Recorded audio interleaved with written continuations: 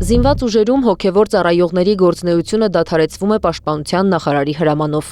Մինչև 3 ռազմական ոստիկանության վարչության ավագ գնդերից Տեր Վարազդատ, Տեր Պսակ, Տեր Վանանդ քահանաները զինված ուժերի հոգևոր առաջնորդության եկեղեցու բակում էին։ Պարբերաբար մտնում էին եկեղեցի, դուրս գալիս, նայում ռազմական ոստիկանության մեքենային, որ եւս եկեղեցու բակում էր։ Ինչու է այստեղ։ Ինչ կամ ում է հսկում։ Այս հարցերն են ուղղում ծառայողներին քահանաները։ Ինձ հետաքրքիր է ուղղակի դուք ինչ ծառայություն եք այստեղ իրականացնում։ Տեր Պսակ, բոլորին ասեցի, ձեզ էլ կասեմ, չեմ պատասխանել։ Հա, չեմ պատասխանելու։ Ծառայողը չասաց, բայց Պաշտպանության նախարարության խոսնակը լրագրողներին ասաց. մի քանի զորամաս կա շրջակայքում, նրանք էլ բնականon ծառայության են։ Մինչդեռ Տեր Պսակ քահանան նշում է, երբևէ սովորական օրերին ռազմական ոստիկանության ծառայող եկեղեցու շրջակայքում անգամ չի տեսել։ Ենթադրում եմ, որ վաղվանից հրամանու ուժի մեջ է մտնում եւ քանի որ եկեղեցին, Սուրբ Աստվածածին եկեղեցին ծառայել է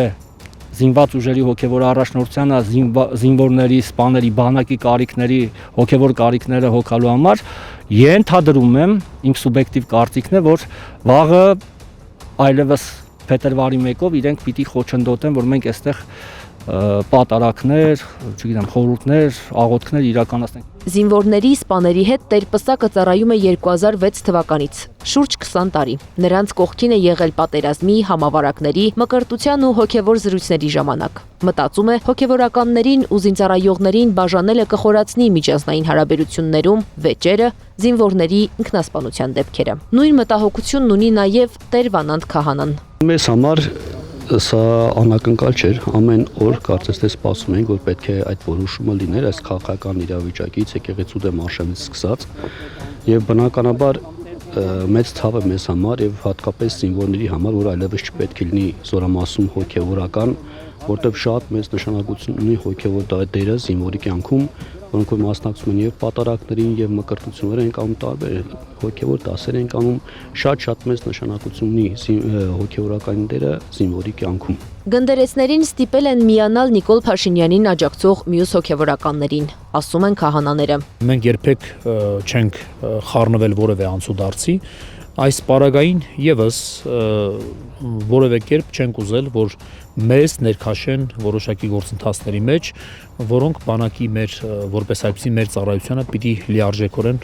խոչընդոտեն։ Մենք մեր ծառայության մեջ ենք եղել բոլոր հանգամանքներում։ Զինված ուժերում առաքելական եկեղեցու հոգևոր ծառայություն իրականացնելու որոշումը 1997 թվականին կայացրել են ամենայն հայոց կաթողիկոս Գարեգին Առաջինն ու Պաշտպանության նախարար Վազգեն Սարգսյանը։ Զինված ուժերի հոգևոր ծառայության մեջ ներգրավված է եղել 42 հոգևորական, որոնցից միայն 8-ն են շարունակելու իրենց ծառայությունը Պաշտպանության նախարարությունում Սուրեն Պապիկյանի հրամանով, ասել է փաստաբան Արա Զոհրաբյանը։ Պաշտպանության նախարար Սուրեն Պապիկյանը այս իր հրամանով ուրեմն ինչ է խախտել։ Առաջին, հայաստանյաց առաքելական սուրբ եկեղեցու եւ Հայաստանի Հանրապետության հարաբերությունների մասին օրենքի 17 հոդվածն է խախտել։ Ես մեջ բերում եմ այդ նորմը։ Հայաստանյաց առաքելական սուրբ եկեղեցին իրավունք ունի ունենալու մշտական հոգևոր ներկայացուցիչ զորամասեր։ Երկրորդը, Պաշտպանության նախարարը խախտել է Պաշտպանության նախարարի կողմից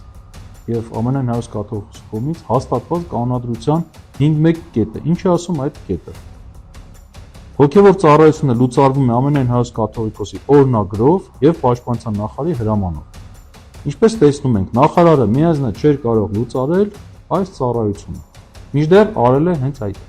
Սուրեն Պապիկյանը հրապարակել էր լուծարման որոշումն ու նշել տարընթերցումներից խուսափելու համար։ Սա հակաեկեղեցական արշավում բանակը ներգրավելու քայլ է, կարծում է պատգամավոր Գառնիկ Դանիելյանը։ Կատարվում են ապօրինի հրահանգներ, կայացվում են ապօրինի որոշումներ եւ որևէ պարզաբանում Ընդդիմադիր պատգամավոր Տիգրան Աբրահամյանն էլ նշում է, քաղաքական հաշվարկի եւ նեղ անձնական շահերից ու քինախնդրությունից ելնելով բանակում այս ինստիտուտի կազմաքանդումը մեծ վնաս է հասցնելու զորքերում առկա մթնոլորտին, մարդկային փոխհարաբերություններին եւ ըստ այդմ մարտունակությանը։ Զինված ուժերի հոգևոր առաջնորդության եկեղեցի էին գալիս քաղաքացիներ, որոնք տեղյակ են Պաշտպանության նախարարի որոշումից, մտահոգ են։ Ամեն ինչ մասին ենք մտածում, բայց մեր մտածելը քիչ է, մեզ լսող չկա, մեր ձայնը տեղ չի հասնում։ Անիա Բաղյան, Մեհեր Դավթյան, Գեգամ Ղազարյան, ABC Media։ Բաժանորդագրվեք YouTube-ի մեր ալիքին, հետևեք մեզ Facebook-ում, Telegram-ում, Instagram-ում, WhatsApp-ում եւ TikTok-ում կամ այցելեք 3w.abcmedia.am պաշտոնական կայք։